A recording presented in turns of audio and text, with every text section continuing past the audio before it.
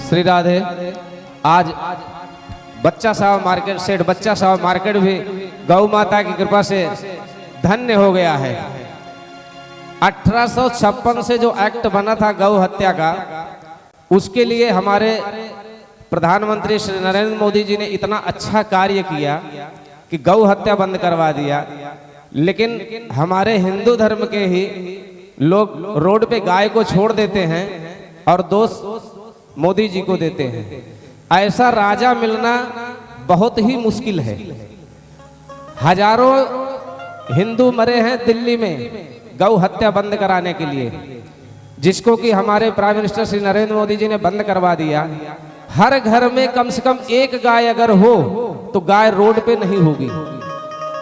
हमारे समिति है गायत्री गौ सेवा जागरूकता समिति, जो हम लोग कथा करते हैं। हमारे कथा का मुख्य उद्देश्य वही है, गांव गांव जाके, घर घर जाके हम लोग गौ सेवा जागरूकता का ही प्रचार करते हैं।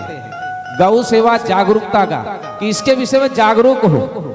आपके घर में सत्यनारायण की कथा होगी तो पंडित जी कराएंगे गौदान।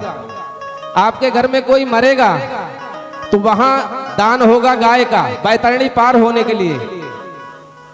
लेकिन शर्म नहीं आती है कि वही गाय जब तक दूध देती है घर में रखते हैं, लेकिन जब वही गौ माता दूध देना बंद कर देती हैं तो उनको रोड पे छोड़ देते हैं। मेरी बात याद रखना, जब तक गौ हत्या का डर आदमी के अंदर था तब तक गाय रोड पे नहीं छोड़ी जाती थी। लेकिन आज जो रोड पर गाय को छोड़ रहे हैं, याद रखो हिंदुस्तान में वृद्धाश्रम नहीं था, लेकिन आज सबसे ज्यादा अगर कोई काम हो रहा है तो वृद्धाश्रम चल रहा है। वो दिन दूर नहीं है कि ऐसे रोड पर भी वृद्ध भी घूमेंगे।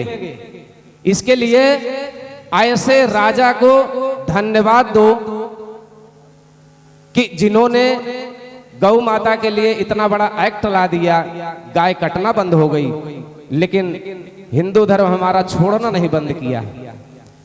अरे जब पैदा होते हैं बच्चे तो डॉक्टर कभी नहीं कहता है भैंस का दूध पिलाओ, गाय का दूध पिलाओ। और मुक्ति के लिए आपको बैतरणी पार होने के लिए गाय चाहिए। लेकिन शर्म नहीं आती है कि दिन में दूध दूते हो गाय का और रात को छोड़ देते हो अंधेरे में। तो आज बहुत बढ़िया प्रिया जी ने बोला था कि हमको कैंडल नहीं बुझाना चाहिए जन्मदिन में, क्योंकि कैंडल जो है वो तेज का प्रतीक है। हमारे यहाँ दिया जलाया जाता है, बुझाया नहीं जाता है। किसी औरत को बोलो कि ये तुम्हारा पति है, इसका साक्षी कौन है?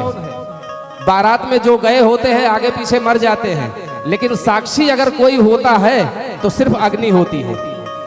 पहले जब हमारी सती किसी को जब श्राप देती थी तो यही बोलती थी, अगर मैंने सच्चे मन से अपने पति की सेवा की है तो मैं सूर्य को आराध्य मानती हूँ। सूर्य क्या है? तेज के प्रतीक हैं। तो अपने घर में जन्मदिन मनाइए, लेकिन कैंडल बुझा के नहीं, दिया जला के। देखिए अरविंद जी के यहाँ पे, वहां पे अखंड दिया क्यों जल रहा है? हम चले जाएंगे, लेकिन पंडित जी मंत्र डेली पढ़ते हैं कि ये कर्म साक्षी है। दीपक जो है वो कर्म साक्षी है, तो दीपक बुझाए नहीं। और जो केक काटते हैं, हमारे यहाँ काटने की परंपरा नहीं है, हमारे यहाँ जोड़ने की परंपरा है। पहले जब बारात आती थी तो समधी को क्या खिलाते थे? भात खिलाते थे ना। हमारे यहाँ भात को सान के खाया जाता है और पूड़ी को तोड़ के खाया जाता है। हमारे यहाँ पूड़ी विवाह में नहीं खिलाई जाती थी। आज सारी चीजें उल्टी हो रही है। कल जन्मदिन हुआ, इसके लिए हम लोग ने केक वगैरह का प्रोग्राम नहीं रखा। तो कथा का कुछ उद्देश्य होता है। आप यहाँ से संस्कार सीख के जाओ, क्योंकि आप अपने बच्चे को संस्कार देंगी, वही आप उसकी सुरक्षा करेगा। हो सकता है आप जन्म देने के बाद ही मर जाओ, लेकिन आपका दिया हुआ संस्कार बेटे और बेटी के साथ हमेशा होगा। तो हमारे आपके बीच में अब गौ रक्षा के विषय में इतनी बात हुई तो हम लोग नरेंद्र मोदी जी के पास नहीं जा सकते हैं, लेकिन कहते हैं ना भैया, जैसे पेड़ में पत्ते में पानी डालने से अच्छा है कि उसकी जड़ में डालो। तो हमारे आपके बीच में भारतीय जनता पार्टी के ही ओम प्रकाश त्रिपाठी जी आए हैं। वो मंच पे आए और अरविंद जायसवाल जी आके उनका माल्यार्पण अर्पण करें।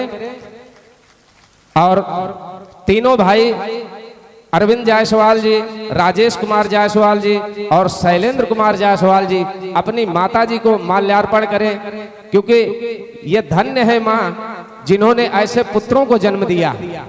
तो तीनों भाई आकर के और अपनी माता जी को भी माला पहनाएं।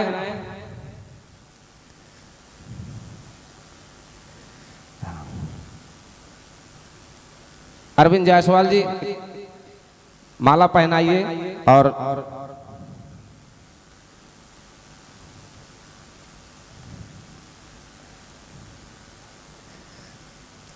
आज बहुत अच्छी झांकी निकलेगी।